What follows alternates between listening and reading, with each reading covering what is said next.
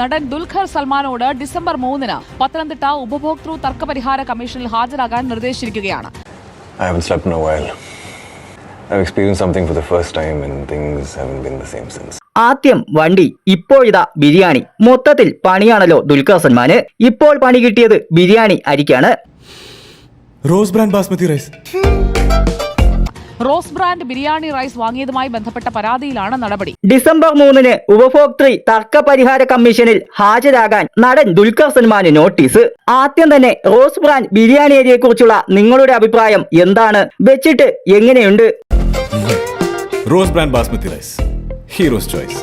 സംഭവം പത്തനംതിട്ട വള്ളിക്കോട് സ്വദേശി ജയരാജൻ ഫയൽ ചെയ്ത ഹർജിയിലാണ് നോട്ടീസ് അയച്ചത്. കാറ്ററിംഗ് കരാറുകാരനാണ് പരാതിക്കാരൻ. റോസ് ബ്രാൻഡ് ബിരിയാണി റൈസ് വാങ്ങിയതുമായി ബന്ധപ്പെട്ടാണ് പരാതി.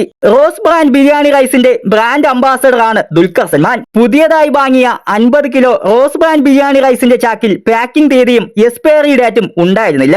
ഈ അരി ഉപയോഗിച്ച് ഉണ്ടാക്കിയ ബിരിയാണി റൈസും ചിക്കൻ കറിയും കഴിച്ചവർക്ക് ഭക്ഷ്യവിഷബാധ ഏറ്റതായാണ് പരാതി. എന്തായാലും നോട്ടീസ് അയച്ച സ്ഥിതിക്ക് ഹാജരാകേണ്ടി വരും കുഞ്ഞിക്ക.